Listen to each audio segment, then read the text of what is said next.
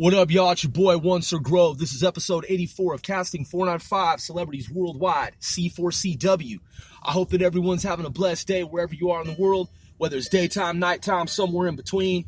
This is a mobile podcast. This topic, topic of this podcast episode is production level quality or production quality, types of sounds, textures, layers, pads, synth, organic instruments that is being used by artists, musical artists, aspiring artists, any kind of artists, long-standing artists who've been around for some time, been in the industry. So broad range of artists from A to Z in terms of level of experience, and also a very quick history of urban hip-hop music, rap, combined with history of rock and roll, rock, contemporary rock, pop music. So I was talking to DJ Nanino some years back, and one of the things that I said to him when I was in the studio with him, we were just kind of lounging around, chilling, working on some projects and whatnot, and I said, yo, Nanino, I said, man, I'm starting to see this trend where the legendary West Coast DJ, too, by the way, he and I had observed that there were these new tools being made available to artists that had not previously existed. And what I mean by that specifically was coming from myself, the 1980s, 70s, 80s, 90s. Back in the 80s, as you know, like with, Axel F from Eddie Murphy's 48 Hours? I'm sorry. Beverly Hills Cop is what I meant. Beverly Hills Cop, redaction, Beverly Hills Cop, errata, Beverly Hills Cop. So, anything like Madonna, the Hank Shockley Bomb Squad Productions for Public Enemy and whomever, the big names, like, man, you name it, like Lionel Richie, Michael Jackson. The 80s made heavy use of synth music, synthesizers, synth sounds. But what happened was, after that, you then had in rap music the emergence of this rap music, hip-hop rap music sound. You had a boom bap, like boom bap, like boom boom bap, boom boom bap, boom boom boom bap, boom boom bap, tick tick tick snare, snare, tick tick snare, boom snare, right? You had like some percussive instruments with little to no synth. It's like the synth was gone, like the synth fell out, like there was no synth at some point. And it was all just about like rhythm composers, in other words, beat machines and beat makers like TR-808, Roland. We've talked about this before, but the one thing that I haven't talked about so much is how important and how integral synth is in the world of rap nowadays, where we projected, estimated that it would be the case that it is now. In that, I noticed, man, for like many years, I was like, yo, Nanino, man, have you ever noticed how, like, when you have these cats that are out here making these tracks that are basically just like beat machine rhythm composers with no like real keys, no real like melodies, no real like melodic sounds, bruh.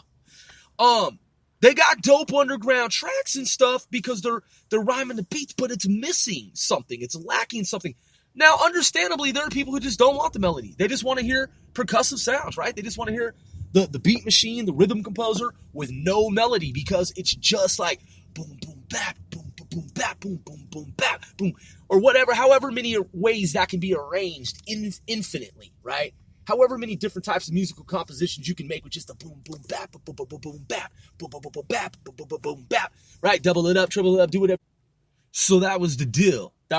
You could do that. And there are cats that did really, really good doing that. Like There's a dude, his name is Rozelle. If you ain't hit, Rozelle do everything or did everything. Like he would beatbox. Like his whole album, I believe, is beatbox. Like there are no instruments. It's just his voice is the instrument, and he would do every little different element within the track. And it sounds like it's like beats, but it's all with his mouth. So like he beatboxes and he raps or something like that, man. Like it's amazing. It's fucking phenomenal. So you have cats who that's their artistry, is that they rap, but there's no real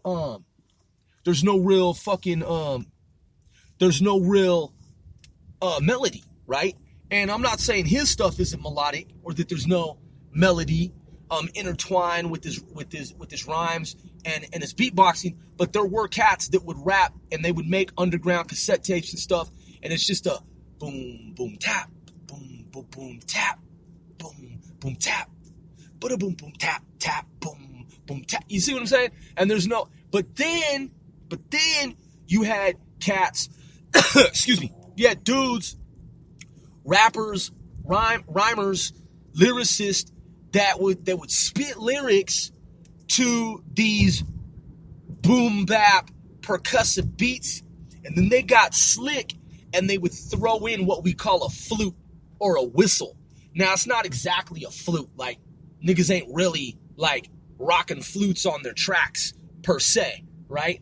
But we called it a flute, just an all-encompassing sound like you would hear in any, like, say, for example, like G-Funk, Warren G, Nate Dogg, Warren G, the G-Funk era. When you hear that Dr. Dre style, G-Funk, Warren G, Nate Dogg style, Snoop Dogg, West Side Connection, any of the LA, Los Angeles, greater Los Angeles, California, Northern Bay, Northern Cali, East Bay, Too Short did it, right? With like his Life Is Too Short and his Born to Mac albums. That sound, that high tech like synthesizer sound that comes in riding. Sometimes we call it a ride that rides over the top of the boom boom boom boom tap, boom boom boom boom tap tap, boom boom boom boom tap, and then you hear the wow wow wow wow wow wow wow wow wow, or whatever, you know what I'm saying? That was just some random shit that probably sounded hella stupid, but we called that the whistle, okay? Some exotic, masterful synth sound that sounds like some John Carpenter Escape from New York, or like the Warriors movie where they're in the streets and it's dark and then there's a synthesizer sound that just comes in over the top. Well, in California, we always call that, in that mix, we call that the whistle, okay? Some niggas would call it the flute, like the Legend of Zelda, like the little magical flute. Put that on the top of the percussive sounds. So cats got hip to that. That's when the synth started to come back from the 80s into the 1990s mix, and you started to hear it more and more with groups that mastered it, like Bone Thugs and Harmony, DJ Unique. Yo, so my point is, man, that a lot of cats, man, that were making underground basement tracks, right? Or even in just regular, like, full-on studios. Whether they were making basement tracks that were full studios, or they were just kind of like makeshift studios, you know, cats trying. I mean, I used to operate out of a basement. I think every rap artist has, you know what I'm saying? Too Short, I heard, did. Don't know if that's true or accurate. But I mean, that was how it was done, man. You rent a little space somewhere some years back, like 30 years, get you a little bottom floor where you could like rock out to the bass. And, yeah, man. And so like, even Mike and I, we used to have the guitar going down in the basement. We'd be busting lyrics and like, you know what I'm saying, comedy and stuff like this. And every cat, man, we had basement parties with DJ Creed, Beat Reapers. We used to record in the basement of the University of Washington, man. At one of the fraternities and whatnot with the homie that was a student there, man, at the University of Washington. And so like the basement level is, I mean, even like the American Legion, right? We used to, the first concert I ever went to in my lifetime, the very first rap concert was at a location like that, where sunken steps go down. It's a basement. Because the bass sounds dope like that with the acoustics, man. And it's part of the history of hip hop. So, you know, you started to have these cats that would have like boom, boom, bam, boom, boom, bam, wow, boom, boom, wow, wow, boom, boom, boom, wow, wow, wow, boom, boom, boom, wow, boom, boom, boom, wow, wow, wow, woo, woo, woo, wow, boom, boom, boom, bam, wow, wow, woo, woo, wow, woo, boom, boom, boom, boom, boom, boom, boom, do, do, do, do, do, do, do, boom, boom, boom, boom, do, do, do, do, do, do, do, do, do, boom, woo, woo, woo, boom, woo, woo, woo, riding, G riding, boom, boom, boom, boom, boom, woo, boom, boom, woo, boom, boom, woo, woo, boom, boom. You know, I mean, I'm just clowning, but nigga, there were so many niggas that were just doing nothing with fucking any melody. And the niggas got hip to the melody, and they were like, wait a second, let me throw some melody into the percussion. And yo, if I do that, it'll be high-tech shit, right?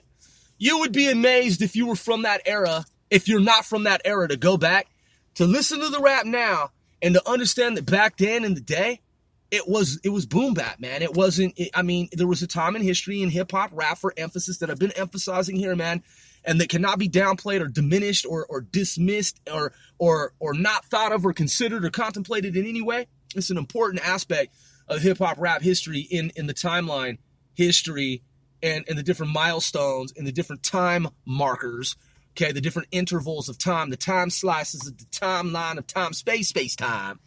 There was a time in hip-hop rap history where the compositional mix, the composition, the structure of the instrumental was very minimalistic approach, okay? Just bass, snare, bass, snare, bass, snare, bass, snare. Well, my name is Grove, and I'm rolling down the street. Do a funky beat. Bass, snare, bass, snare, bass, snare, boom, snare. That's all it was, dude.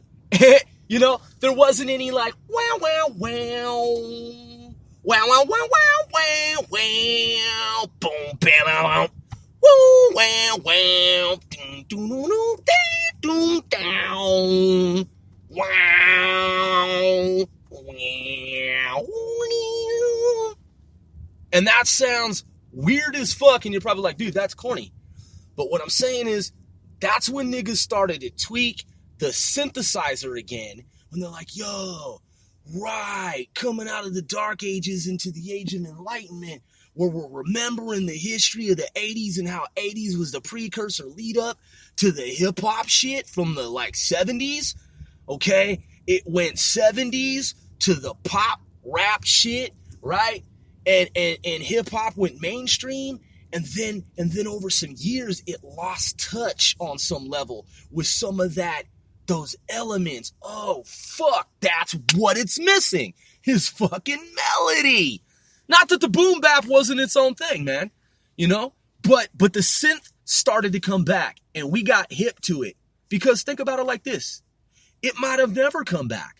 I mean, it is. You can't say that it's inevitable that it was that it was to come back and that it would naturally over time come back. It might not have ever been cool. You know, motherfuckers might have just said in this universe, you know what? Fuck rap. Let's just stop rapping.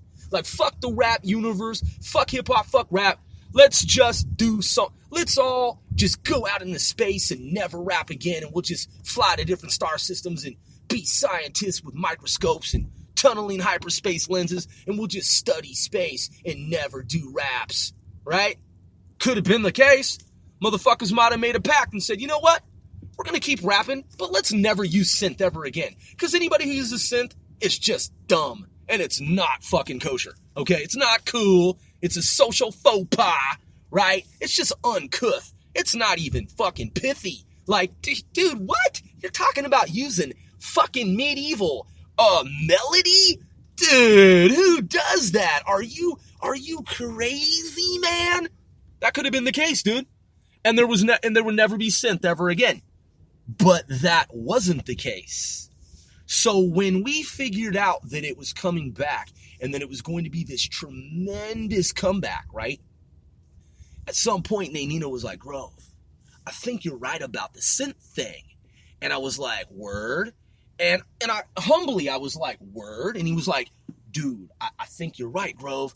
And I kind of wondered too, like, was I right? And, dude, it came back. And then at some point he was like, dude, bro, you were 100% correct about the synth. Now, obviously, synth dominates, but here's the problem. Well, okay, synth is back in full swing. Obviously, dude, there's a lot of gifted producers, man, making instrumentals that sound so fucking rad, better than anything that's ever. Man, I heard this track the other day by this dude that had the icon on BeatStars. He's on BeatStars. And he's got the icon. I need to look it up, man, to be accurate. But he's got the BeatStars thing going on, and he's got the icon that's the Takash 69. So, like, true shit, man. We actually used to record that way as well. In terms of, we had different, in the evolution of hip hop rap music, we had ourselves recorded with the analog Tascam 4-track recorder, reel to reel, that was tape. We used to record on tape. I've talked about this a lot of times. And then we moved up to ADAT with the digital audio tape. And we, at some point, had no synthesizer, no keyboard. It was just percussive rhythm composers, beat makers, beat machines, as they were called, roll-ins, and different types of rhythm composers, different beat makers, different beat machines. And we had a plethora of these different types of computers and hardware, software programs, essentially computers. And in fact, I think, if I'm not mistaken, don't be brittle, man, if I got this wrong. But I think that because one of my homeboys, man, Double C, I'm Bloods, but he's Crips, he's Grape Street, and Double C, man, he used to say this line there were some lesser known Sir Mix-a-Lot tracks, man, and there was oh god, what was the one? Something about LA. And I had it on cassette tape, man. I had this Sir Mix-a-Lot, and it wasn't a song that was it Fuck the BS? Fuck the BS. No, was that it? Something like that. Rattle in your stereo, something in born, some raised in LA, something down. But okay, now look, I don't know if that was if Mix-a-Lot says that, but it was something about a connection between California and Seattle, right? And that was a cassette tape that came out at a time that like people heard it, but it wasn't as well known as Posse on Broadway, Swap Meet Louie, Beepers, Swass, right? It was an underground track that I considered underground, and I found out about it, and I was like, man, this is fucking dope. Mix-a-Lot had some hard, I mean, his shit was hard, but he had some like even harder, like rugged, like underground shit. And I was playing it for Kels. I said, man, did you know that Mix-a-Lot recorded this track, man? You ever heard this one before?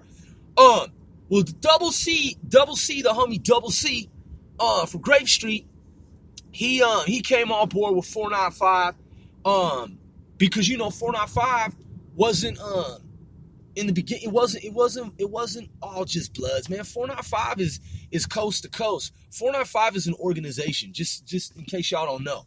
And yeah, there are a lot of Bloods, a lot of Pyrus, a lot of Red Flags. Okay, but 495 also Blue Flags though. We got 495 is a code though. So anyway, Double C, the homie, we brought him in, and he's a dope, legendary West Coast rapper, white dude, you know what I'm saying? And from the hood, and he used to spit this I remember, I thought I heard it, but it was something like Sir Mix-a-Lot, I think, unless I'm wrong. I think Sir Mix-a-Lot got a lyric or something on one of his tracks where he says, "'Cause I'm the only DJ in Seattle who uses computers," or something like that. Back in the day, dude, gotta understand something. Computers interfaced with hip-hop, boom-bap music. Man, when that shit happened, it was obscure. Like, most cats only had a beat machine with the tick tick tick tick tack tick tick tick tick tick tick tack tick tick tick tick tick tick tack tick tick tick tick tick tick tack boom boom boom boom tick tick tick tick boom boom boom tick boom boom boom boom tick tick tick tick tick tick tick tick boom boom boom boom tick boom boom boom tick boom tick. Right? I know that's off beat, but that's what the shit sounded like, man. It was just beats, no melody. So I bought a rhythm. I had a bunch of rhythm composers, beat machines. Everybody did. And all the niggas I knew. Because that's how you had to learn. You had to learn how to make the rhythm, how to make the beat, right? And then at some point, I had my little Casio keyboard, stepped it up, you know what I'm saying, to the more beefed up, like grade, like next levels, right? And we bought we had the wasn't Alesis. We bought it was a $3,300 keyboard, and it escapes me right now. But anyway, man, we invested in the my famo, man. We went in on the credit shit with the homie, and we got the keyboard, the 3300 jump that could sample. It didn't just do the keys, like the 88 weighted keys for like the keyboard, the piano sounds. It also sampled. Like you had discs and it had sound libraries, and you could sample shit, and then you could like play it on the keys like however you wanted it to sound, right? And it had a little pitch shift, little pitch bender. And that at the time, that was the number one fucking keyboard. And before the end of this podcast, I'm gonna remember what that shit was, because that was a milestone for us. Okay? Because then we had the real heavy synth shit that was like fucking that top grade at the time, the top grade. And $3,300 for a lot of niggas back when they were just selling little weed here and there. Some niggas was just making like $50 here and there, $100 here and there, $250 there, here and there. And then it'd be gone in the day, and then they got to start all over because nigga got bills and shit and got to pay fines and shit. So to come up with $3,300 back in the day was, the ASR 10, nigga. The ASR motherfucking 10. Yeah. And I believe there was an ASR 88. That was the one that was the step up. But we had the ASR by, was it Ensoniq? Ensoniq. And that again was a fucking milestone. That was the legit keyboard that our crew used to record albums, man. We recorded underground tracks that we put out, published, and we recorded fucking albums on the ASR. So the ASR was the next level up. Slightly before that, I had synthesizers that I invested in. I went to like the pawn shop and some different like little music stores around town, and I found some synthesizers that I got for a good deals on synthesizers. So I bought a bunch of different synthesizers, and I was in school, at the time, studying music in high school, and then fresh out of high school as an adult, 18, 19, 20, 21, and had been studying music, man, ever since, since day one. And so I was learning how to play the keyboard in school, in high school, and then later in college, and then owning synthesizers and learning how to like tweak sounds and shit like that. So the synth sound, I knew ultimately would become the predominant sound in the mix in what is now this future here. And we were accurate about that becoming a reality in this future now industry.